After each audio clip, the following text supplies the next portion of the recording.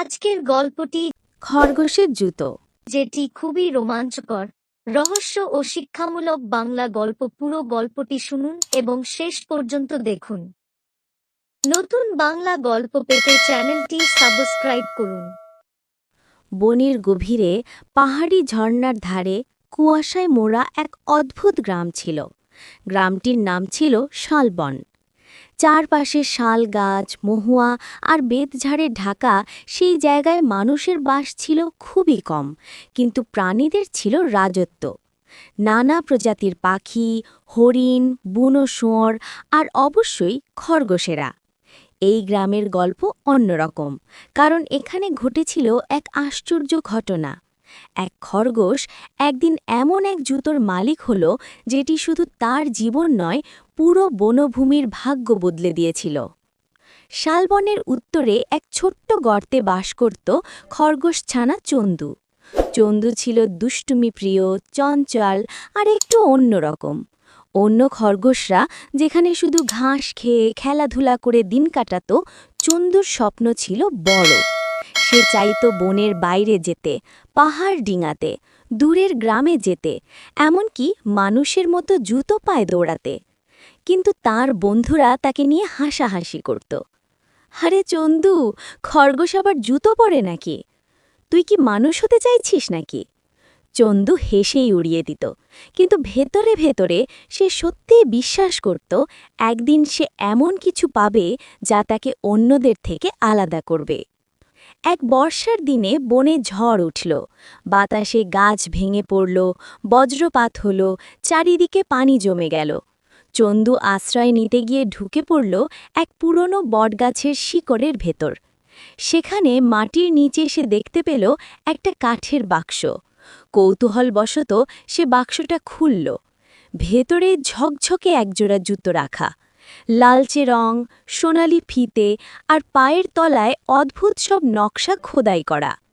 চন্দু অবাক হয়ে জুতোটা পরে ফেলল, আর পরতেই এক আশ্চর্য ঘটনা ঘটল। সে হাওয়ার মতো হালকা হয়ে গেল।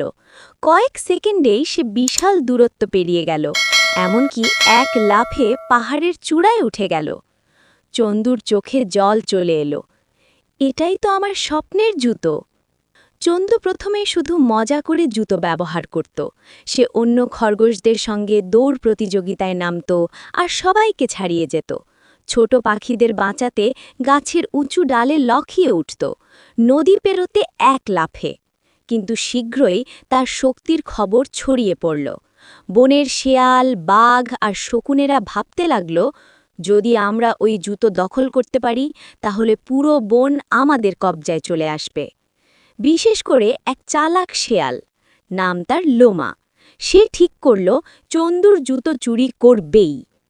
চন্দুর সবচেয়ে ঘনিষ্ঠ বন্ধু ছিল কাঠবিড়ালি টুনটুন আর পাখি পিকু। তারা চন্দুকে সাবধান করল, চন্দু, সবাই তোর জুতোর জন্যে পাগল হয়ে যাচ্ছে, সাবধানে থাক। কিন্তু চন্দু আত্মবিশ্বাসী ছিল। সে বলল, আমি তো শুধু মজা করছি, আমি তো কারোর ক্ষতি করছি না। কিন্তু সেই রাতে লোমা শেয়াল গোপনে চন্দুর গর্তে ঢুকে জুতো চুরি করে নিয়ে গেল। সকালে ঘুম ভাঙতেই চন্দু বুঝল তার জীবনের সবচেয়ে প্রিয় জিনিস হারিয়েছে। চন্দু ভেঙে পড়েছিল, কিন্তু টুনটুন আর পিকু তাকে সাহস দিল। তারা একসাথে সিদ্ধান্ত নিল যেভাবেই হোক জুতো ফিরিয়ে আনবে।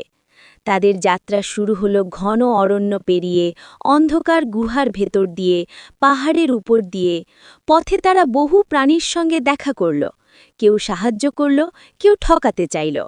তাদের সবচেয়ে বড় চ্যালেঞ্জ ছিল কালো পাহাড়, সেখানে শেয়াল লোমার আস্তানা। কালো পাহাড়ে পৌঁছেই তারা দেখতে পেল লোমা জুতোর সাহায্যে ভয়ঙ্কর হয়ে উঠেছে। সে এক লাফে হরিণ ধরছে, উঁচু গাছে উঠে পাখিদের বাসা নষ্ট করছে, এমনকি বাঘকেও চ্যালেঞ্জ করছে।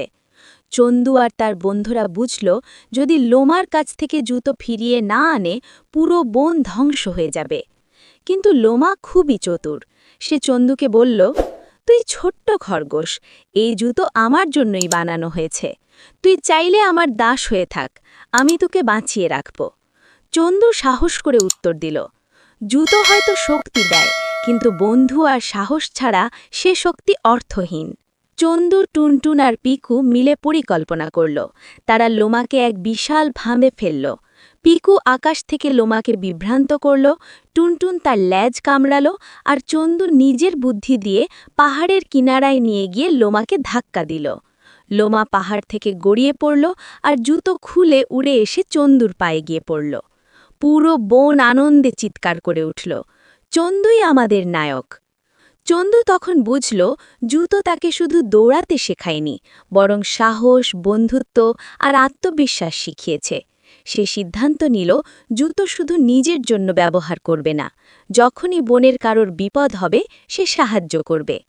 শালবন নতুন এক কিংবদন্তি পেল, খরগোশের জুতো, যা শুধু শক্তির প্রতীক নয় বরং ভালোবাসা আর বন্ধুত্বের প্রতীক হয়ে রইল। চন্দুর গল্প প্রজন্ম থেকে প্রজন্মে ছড়িয়ে পড়ল। শিশু খরগোশরা যখনই স্বপ্ন দেখতে শুরু করত, তাদের বলা হতো, ভয় পেও না, মনে রেখো, চন্দুর মতো একদিন তুমিও নিজের জুতো খুঁজে পাবে। এই গল্পটি যদি একটু ভালো লাগে তাহলে দয়া করে লাইক সাবস্ক্রাইব করুন।